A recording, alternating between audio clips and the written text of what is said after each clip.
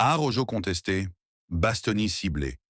Le FC Barcelone prépare une révolution défensive d'envergure.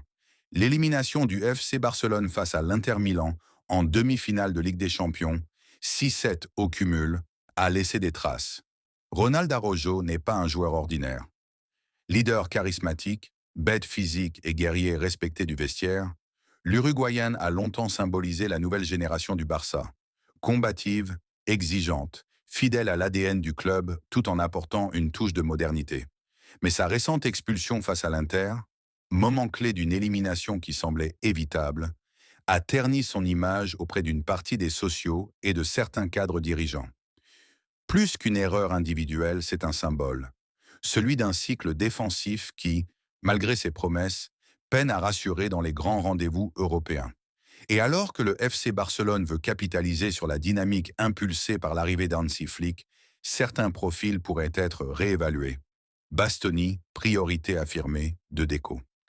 C'est dans ce contexte que le nom d'Alessandro Bastoni a refait surface. Le défenseur central de 25 ans, pilier de l'Inter Milan et international italien confirmé, coche toutes les cases. Gaucher élégant, puissant dans les duels, doté d'une lecture du jeu remarquable et d'une grande capacité de relance, Bastoni a non seulement brillé face au Barça, mais il a également conquis les observateurs par sa maturité et son calme sous pression. Selon Fichages, Deco aurait fait de Bastoni la priorité numéro 1 pour le prochain mercato. L'estimation actuelle de 75 millions d'euros n'effraie pas totalement le club, qui cherche des solutions financières créatives, notamment via des ventes ciblées ou des montages progressifs. Liverpool et le Real Madrid seraient aussi sur le coup, mais Barcelone entend agir vite pour éviter de revivre les échecs passés sur d'autres dossiers. Une mue défensive voulue par Flick. L'arrivée d'Hansi Flick n'est pas un simple changement de coach, c'est un changement de méthode. L'Allemand, adepte d'un pressing haut, d'un bloc compact et d'une défense rigoureuse dans les transitions, a exprimé dès ses premières réunions internes son souhait de disposer d'un axe défensif ultra fiable. Si Pau Cubarsí et Andreas Christensen sont appelés à rester, l'idée d'associer Bastoni à ce duo offrirait une densité tactique rare. Dans ce schéma, Araujo, malgré tout le respect qu'il inspire, pourrait être sacrifié pour faire de la place financière et sportive. Ce ne serait pas une sanction, mais un choix stratégique, mûrement réfléchi. Le Barça à la croisée des chemins. Avec une telle décision, le FC Barcelone prouve qu'il ne vit plus dans la nostalgie ni dans l'émotion. Le club veut reconstruire une équipe capable de gagner maintenant, tout en se projetant sur le long terme. Bastoni n'est pas qu'un nom prestigieux, c'est une pièce maîtresse potentielle d'un Barça nouvelle génération, solide, européen, conquérant. Quant à Araujo, si départ il y a, il se fera dans le respect total de son engagement et de ses services rendus. Mais l'heure est venue de prendre des décisions difficiles. Et à Barcelone, cela commence par renforcer la base, la défense. Jonathan Tah s'éloigne, un faux départ qui conforte la vision stratégique du FC Barcelone. Le feuilleton. Jonathan Tah semble toucher à sa fin, sans passer par la Catalogne. Longtemps dans les petits papiers du FC Barcelone, le robuste défenseur du Bayer Leverkusen devrait finalement prendre la direction du Bayern Munich. Un rebondissement que certains qualifieront de déception. Mais pour les observateurs attentifs du projet Blaugrana, il s'agit avant tout d'un non-événement.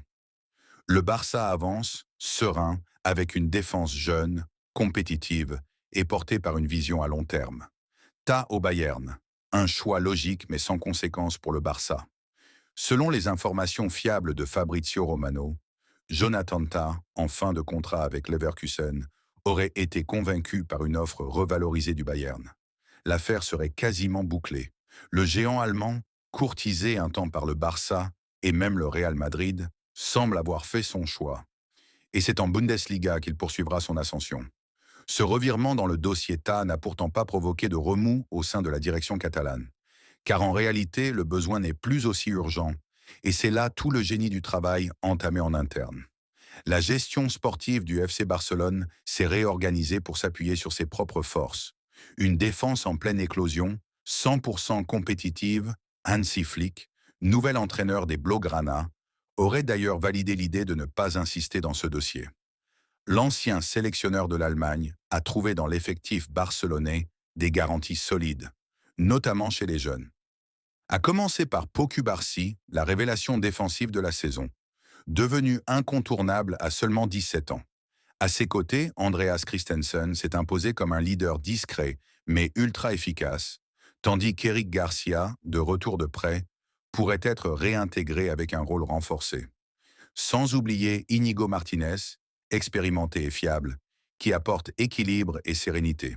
Autrement dit, Barcelone n'est pas en manque de solutions dans l'axe. L'urgence ne se situe donc pas au cœur de la défense, mais ailleurs. Un latéral droit, priorité assumée du mercato estival. Avec Jonathan Tah désormais hors du tableau, le Barça peut concentrer ses efforts sur des postes plus sensibles. La priorité est claire, renforcer le couloir droit, où Jules Koundé continue de dépanner faute d'un latéral de métier. Un profil plus offensif, capable d'apporter du danger en phase de transition tout en assurant défensivement, est désormais activement recherché par Deco. Le recrutement ciblé et intelligent reste la ligne directrice. Pas de panic buy, mais des renforts adaptés au style flic, au système Barça et à la dynamique actuelle de l'effectif. Un ailier percutant dans les tuyaux. En plus d'un défenseur latéral, le FC Barcelone souhaite étoffer sa ligne offensive. Si Lamine Yamal et Rafinha assurent de belles promesses sur les ailes, un ailier supplémentaire, vif, dribbleur, créatif, est envisagé pour apporter une touche de verticalité supplémentaire. Le profil idéal? Un joueur jeune, explosif, capable de dynamiter une défense en un contre un pour soulager les cadres et diversifier les options tactiques. Le Barça, lucide et ambitieux, loin de subir l'échec du dossier Tah, le FC Barcelone donne une leçon de gestion maîtrisée. Le club n'achètera pas pour acheter. Il sait ce qu'il veut, connaît ses forces internes et ne cédera pas à l'agitation du marché. C'est la marque des grands clubs. Anticiper, choisir et rester fidèle à une stratégie cohérente. Le Bayern Munich peut bien signer Tah. Le Barça, lui, bâti pour durer.